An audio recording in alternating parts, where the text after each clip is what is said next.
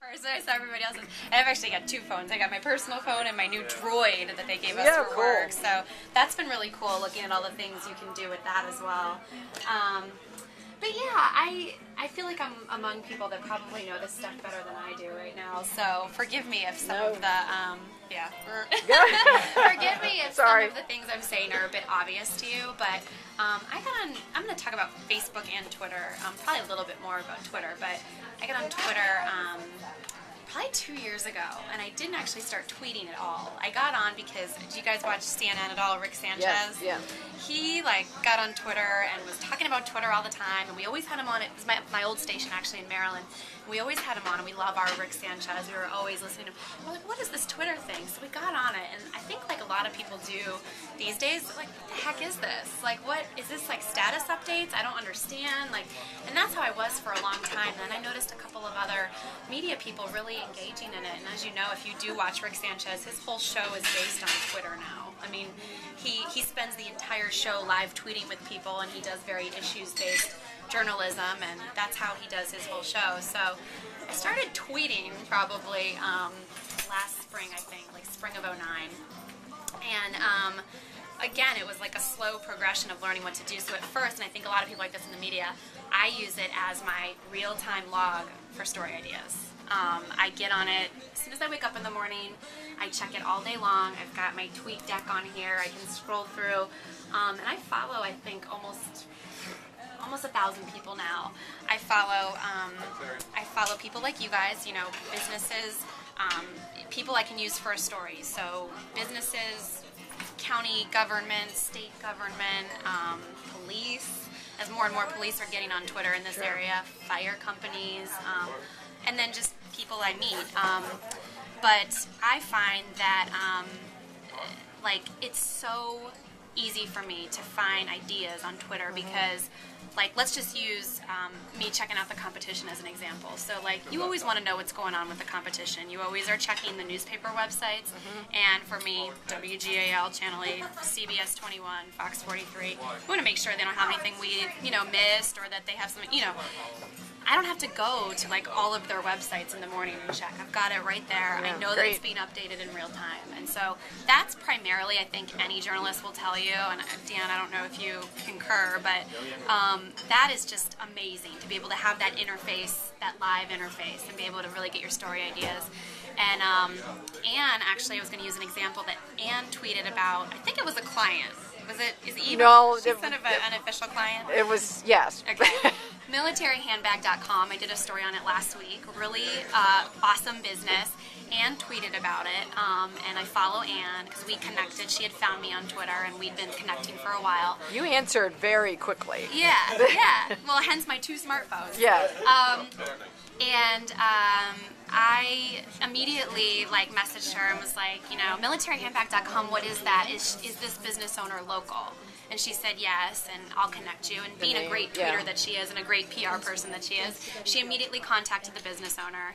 And within, I don't know, a couple hours, the owner, Eve, who told me she was going to be here tonight, but I guess she didn't come. You know what? She's going to be on Fox and Friends. Really? Yes. Oh, yes. That's so great. So, well, anyway, she had Facebook messaged me, and tweeted me by dinner time that night. All thanks to Anne. So we connected, and we did this story, and I never once picked up the phone and talked to her. Yeah.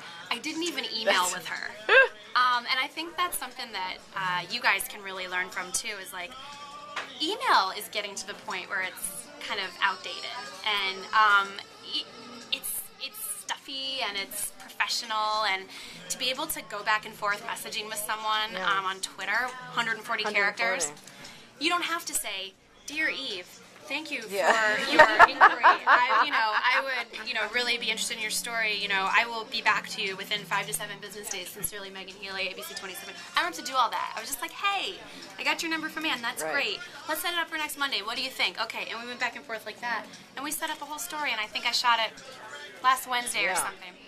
And it was that was over a minute and a half, wasn't it? Yeah, probably getting close to 2 minutes. Yeah, so not that matters, but maybe for you guys it does.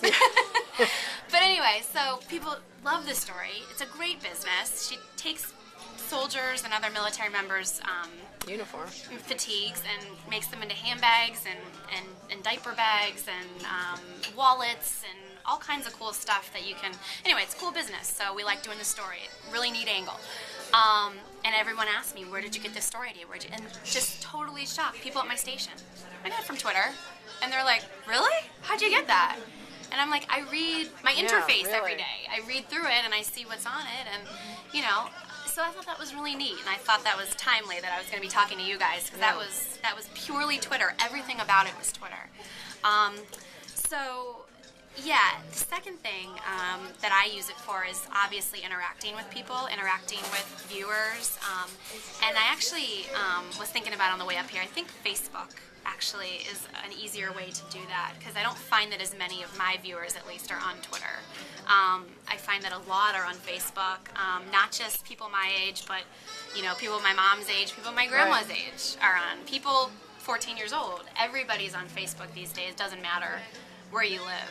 So I interact in all kinds of ways with my viewers on Facebook, and I just always try to obviously reply to all messages that are sent to me, whether it be, here's a story idea, Megan, there was 25 cop cars in my backyard last night, do you know what's going on?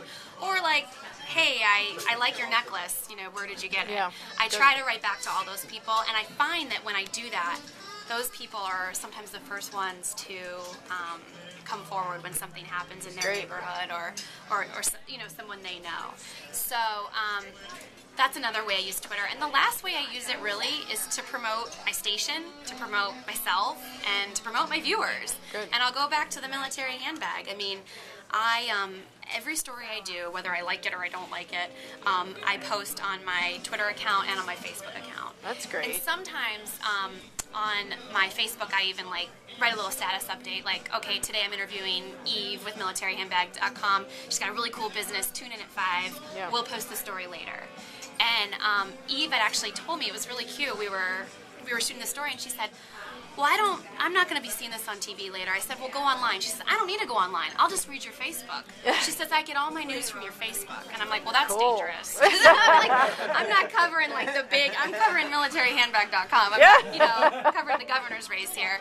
But she said that she loves going to and that's the first viewer that's ever told me that. She said she loves going to my Facebook page, just reading what's going on. She feels like she's informed enough when she does. I thought that was a huge compliment. That is. Thank you.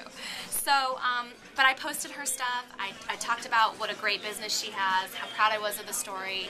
And that very night, I'm getting emails from people across the globe. Great. I'm getting tweets. Put me in touch with this woman. I want to cut up my soldiers' fatigues and have them made into a handbag. I even put a little line in there about how she's hiring seamstresses. Yeah. And I noticed on her page some lady wrote and said, Eve, I saw the story in ABC 27 tonight, and I'm a seamstress and I'm out of work. Great. I'd love to connect. And they go back and forth, and then I couldn't help myself. I just wrote, I'm so glad you guys found each other. I'm so glad I wrote about the jobs, because that's an important part of the story too. And so it's a really great way to just, as Ann was saying before, just interact with people locally and across the country and worldwide. So it's really a win-win.